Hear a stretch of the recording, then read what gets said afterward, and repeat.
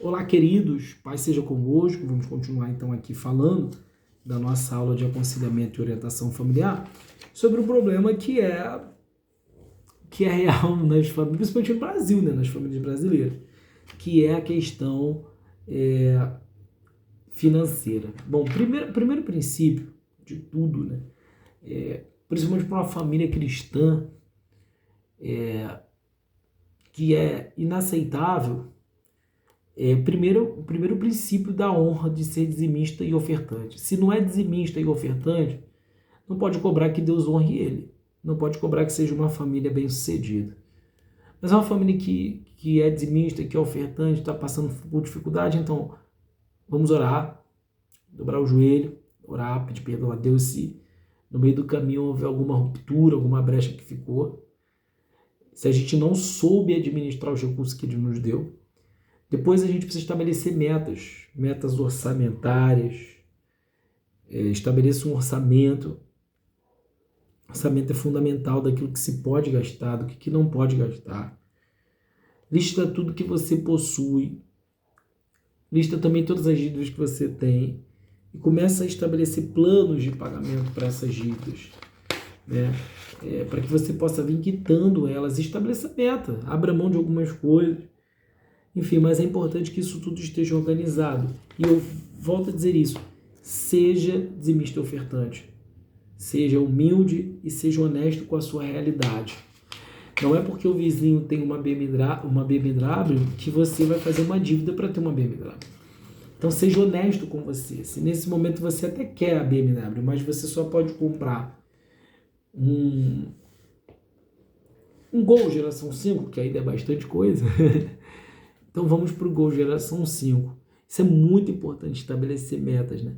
E que haja compreensão, tanto do esposo quanto da esposa, porque às vezes também a esposa ela quer dar um passo além do que o marido pode fazer por ela nesse momento. Só que não consegue entender que lá na frente isso vai reverberar em toda a família. Então é importante que a gente tenha esse cuidado, trace essa ideia. E chegamos agora naquele momento difícil, né? Que é a chegada dos filhos no lar. Porque até a chegada dos filhos é meio que tudo muito lua de mel, né? Mas após a chegada dos filhos, tudo muda. E o maior desafio, talvez, de compreensão seja para o homem, né? Porque antes a mulher tinha atenção total para o seu marido. Hoje ela divide a atenção. Ela quer dar atenção para o seu marido, mas ela tem como foco protetor de materno defender e proteger os seus filhos, né? Mas cuidado com os exageros, né?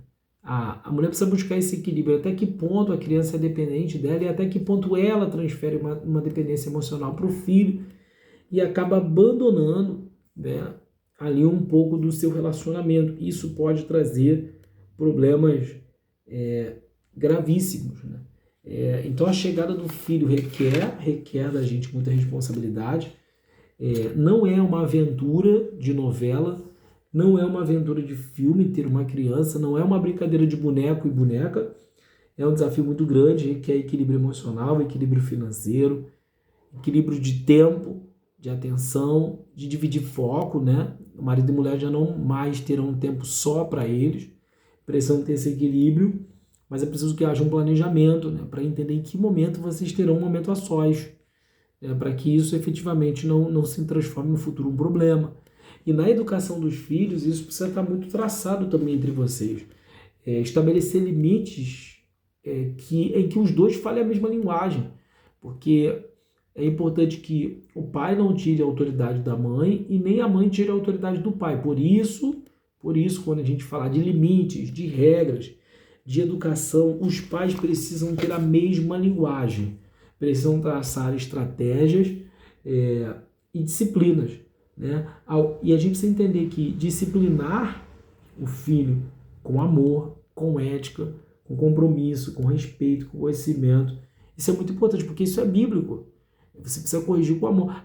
Deus ama, Deus corrige a quem Ele ama. Mas hoje a gente pode dizer isso na prática de vida, né? Deus nos corrige em amor, irmão. E se Deus fosse nos corrigir com o rigor dos nossos defeitos às vezes, nós nem estaríamos aqui. Então é muito importante que a gente tenha essa sensibilidade de aprender com Deus, com o nosso Pai, Criador de todas as coisas, a maneira de como lidar. E olha que às vezes nós somos assim, filhos pirracentos, rebeldes, reclamões, que não queremos fazer quando Deus manda, retrucamos, balançamos, fugimos, até que um dia a gente aceita a orientação de Deus, assume o chamado, né? E começa a fazer aquilo que Deus tem proposto no nosso coração. E não é diferente os nossos filhos. Então é importante que a gente tenha esse equilíbrio emocional, mas que na criação do filho, na chegada do filho, haja um equilíbrio ali muito, muito importante.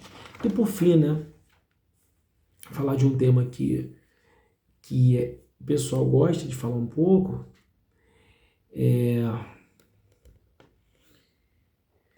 que é a questão da relação sexual. Bom, depois do casamento, não há motivo para se envergonhar, né? Porque o casamento é algo que foi estabelecido por Deus e a intimidade do casal é algo importante, que é o tratamento físico, né? E que a gente precisa entender o seguinte, que a gente não pode se envergonhar. Mas quais são os principais problemas nessa área para os casais? Quais são os principais problemas? É a falta de informação, né? Apesar da abertura que a sociedade tem no dia de hoje, o respeito do sexo, no meio cristão ainda é um tabu muito grande. Então, muitos jovens têm uma visão distorcida, achando que isso é algo sujo, que não é cristão. Não é que isso seja algo sujo, é a maneira como é conduzido. Então é preciso que no curso de noivo isso seja muito bem trabalhado. Então são alguns tipos de problema, atitudes culturais, a maneira como cada pessoa enxerga pode causar problema. Então é preciso que haja ajuste necessário, que haja diálogo, que haja honestidade. Estresse, em uma pesquisa recente, pesquisadores mostram a falta de desejo está no topo dos problemas. Uma das maiores causas da falta de desejo no dia de hoje é o estresse. Então, cuidar da saúde emocional é importante. O cansaço, a pressa e a falta de oportunidade. Mais uma vez a gente vem ali com aquela questão de cuidar da saúde emocional. O tédio e as causas físicas, né? Tipo, uma doença, uma obesidade, um enfraquecimento muscular, e até mesmo muitas das vezes a questão estética. E isso pode levar a conflitos diários, isso pode levar a discussões diárias, a problemas diários na vida do casal. Então, somos desafiados como igreja, num tempo em que a família está sendo distorcida, a mostrar para o mundo que é possível sim, em Deus, termos uma família bem-sucedida, vivendo à luz do Evangelho e da Palavra de Deus, né? Porque é isso que o mundo precisa, um posicionamento da igreja, né? E família é um projeto de Deus. Então continue estudando, continue mergulhando nas suas pesquisas e que Deus te abençoe poderosamente.